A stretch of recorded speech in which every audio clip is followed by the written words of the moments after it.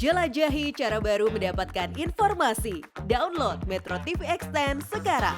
Nah, ini kan ada konvensi hak anak ya. Betul. Orang dewasa ini, tadi Om Andi juga lagi mengkritisi, Om Andi juga sering nggak paham mengenai hak anak. Nah, boleh jelaskan sedikit, apa saja hak anak yang sering diabaikan oleh orang dewasa di Indonesia?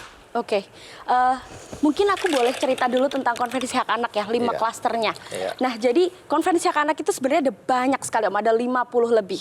Tapi ada hak-hak dasarnya yang kemudian disusun menjadi 5 klaster.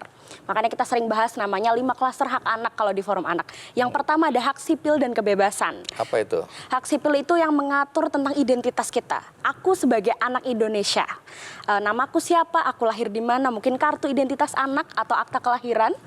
Lalu yang kedua, ada lingkungan keluarga dan pengasuhan alternatif. Itu identik dengan perkawinan usia anak, lalu juga bagaimana peran anak dalam keluarga, lalu anak-anak yang mungkin diadopsi, secara sah hukum bagaimana. Lalu yang ketiga, ada kesehatan dasar dan kesejahteraan, yang jelas mengatur tentang kesehatan anak secara fisik, mental, semuanya.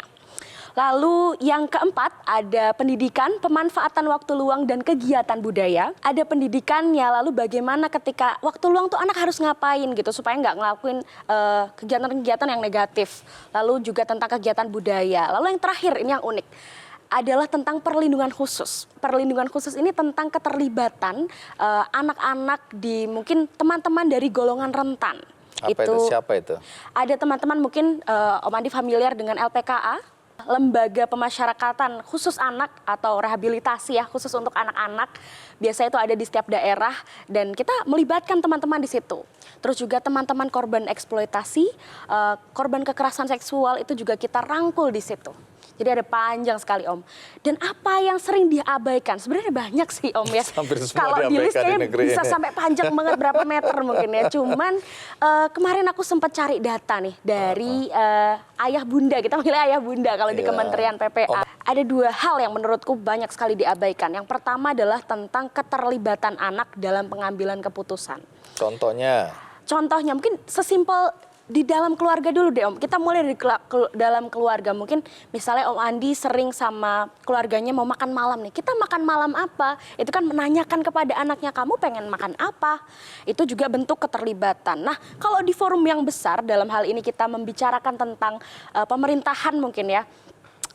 Ketika pemerintah itu mau bikin kebijakan yang untuk berkaitan anak-anak, iya, masa suara anak tidak didengar. Betul, itu dia, Om. Masa nggak didengerin? Jadi itu problemnya. Itu yang sering diabaikan. Makanya ada forum anak di situ supaya bisa jadi jembatannya lah ya. Lalu yang kedua adalah tentang menurunnya kepercayaan anak-anak terhadap orang dewasa, bahkan orang-orang di sekelilingnya karena banyaknya kasus kekerasan, mungkin kekerasan seksual atau fisik yang dilakukan bahkan sama keluarganya sendiri. Itu miris sekali dan itu bikin anak-anak hilang kepercayaan pada siapapun. Itu miris sekali. Itu yang sering terjadi ya. Betul. Cara mudah mendapatkan informasi dengan satu sentuhan jari. Download Metro TV Extend.